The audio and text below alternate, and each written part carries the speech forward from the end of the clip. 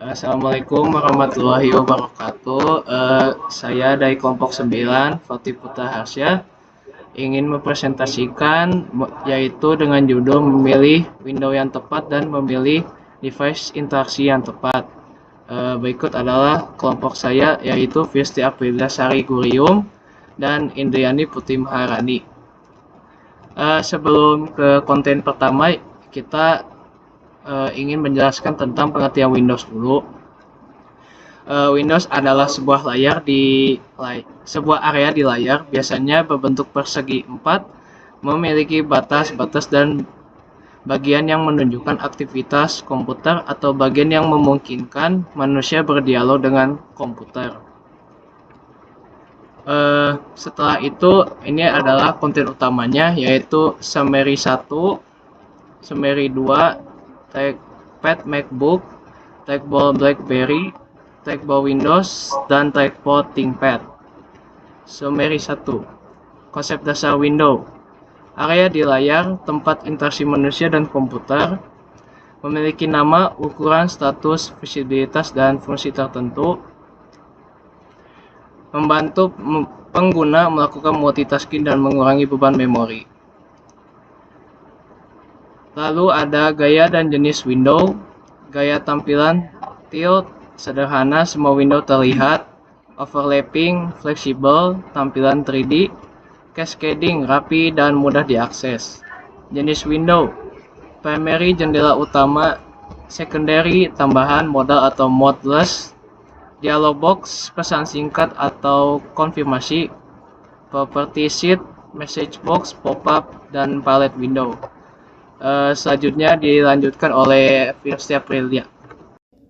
Baik, aku lanjut ya. Di bagian ini kita bahas tentang pengorganisasian window. Dalam perancangan tampilan, penting banget buat menggunakan window seefisien mungkin. Gunakan sedikit mungkin window agar tampilan tidak membingungkan pengguna. Informasi utama sebaiknya selalu diletakkan di primary window, sedangkan informasi tambahan bisa ditempatkan di secondary window. Untuk ukuran optimalnya, teks sebaiknya tidak lebih dari 12 baris dan data maksimal 7 baris. Selain itu, pastikan posisi window tidak menutupi konten penting agar pengguna tetap fokus dan mudah mengakses informasi yang dibutuhkan. Berikutnya, ada window pada web.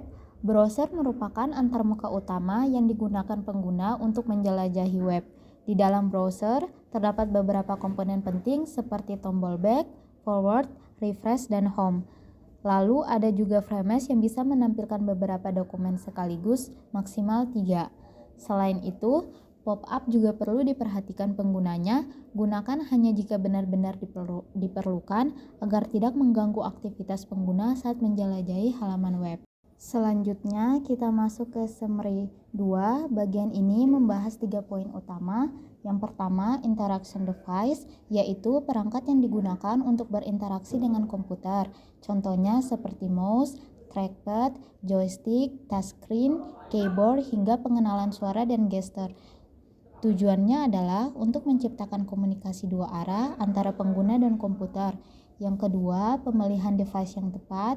Pemilihan perangkat harus disesuaikan dengan karakteristik pengguna, lingkungan, dan juga jenis tugasnya.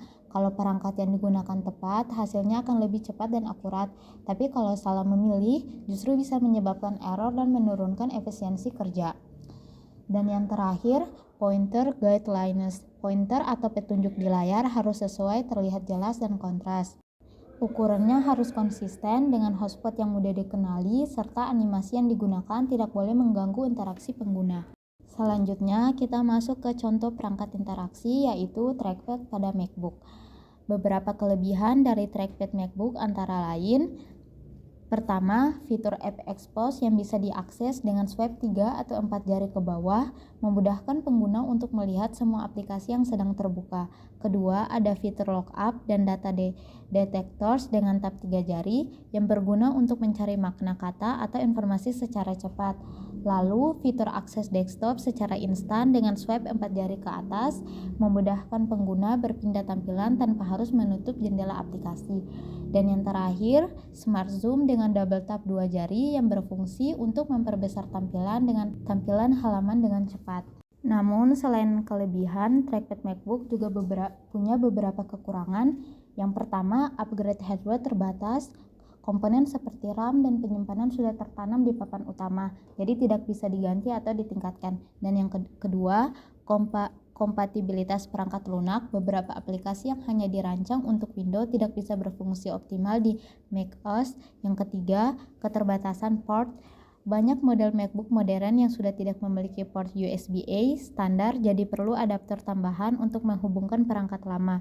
Dan yang terakhir, harga tinggi. MacBook dikenal memiliki harga yang relatif lebih mahal, baik dari segi pembelian maupun biaya servisnya. Contoh perangkat interaksi lainnya adalah trackpad pada BlackBerry. Dulu, teknologi ini sempat populer karena keunikannya.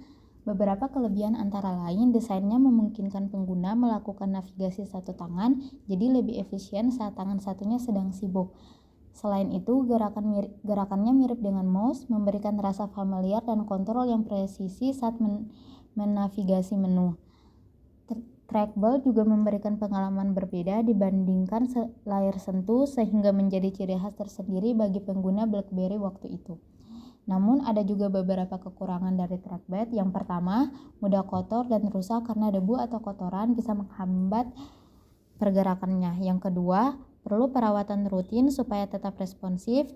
Ketiga, rentan aus dan rusak karena penggunaannya jangka panjang bisa menurunkan sensornya. Dan yang terakhir, resiko jatuh karena bentuknya yang kecil dan menonjol.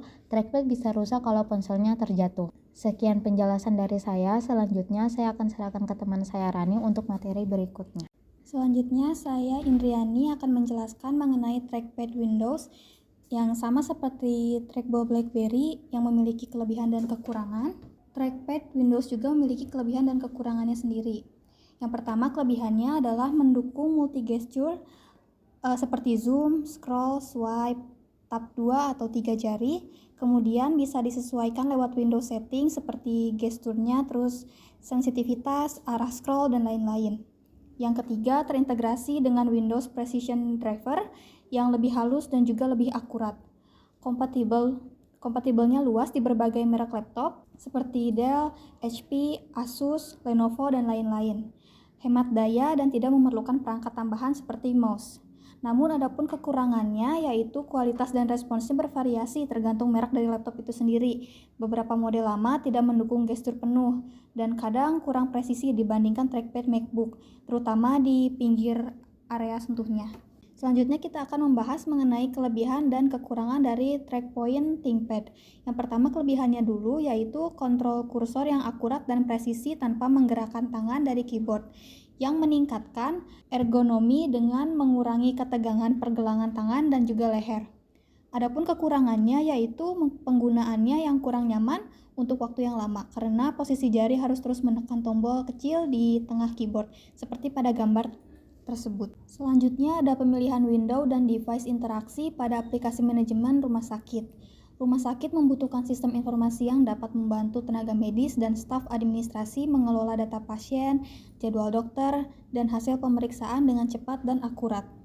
Sebelum ini, banyak tugas masih dilakukan secara manual, seperti mencatat data pasien yang dilakukan di kertas atau mengirimkan data antar departemen melalui email, yang menyebabkan keterlambatan dan kesalahan. Untuk mengatasi hal ini, Departemen IT di rumah sakit membuat aplikasi manajemen rumah sakit yang dapat digunakan di komputer dan juga tablet, seperti tipe window dan perangkat interaksi input ataupun output device. Harus dipilih sesuai dengan fitur pengguna dan lingkungan kerja agar aplikasi ini efektif. Nah, bagaimana sih pemilihan window dan juga device interaksi pada aplikasi manajemen rumah sakit? Yang pertama, kita akan membahas mengenai pemilihan Windows-nya dulu pada aspek persyaratan pengguna.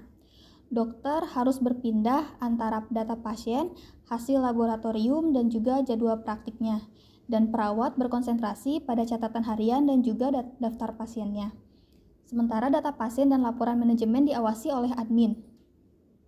Kemudian pada aspek desain yang digunakan, primary window, halaman utama berisi menu navigasi seperti dashboard, pasien, jadwal, dan juga laporan.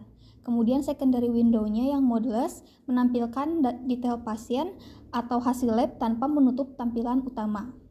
Ada juga dialog box digunakan untuk konfirmasi tindakan, misalnya simpan data atau hapus pasien. Dan yang terakhir, gaya tampilan, menggunakan overlapping window, karena mendukung multitasking dan perbandingan data pasien secara bersamaan. Lalu bagaimana sih pemilihan device interaksi yang tepat? Yang pertama, pada lingkungan kerjanya, komputer desktop di ruang administrasi, dan juga laptop serta tablet digunakan oleh dokter dan perawat di ruang perawatan. Dan bagaimana perangkat yang dipilih? Mouse dan keyboard untuk staf administrasi yang banyak melakukan input data dan juga pengetikan laporan. Touchscreen tablet untuk dokter dan perawat saat berinteraksi langsung di lapangan, lebih cepat untuk membuka rekam medis dan menulis catatan.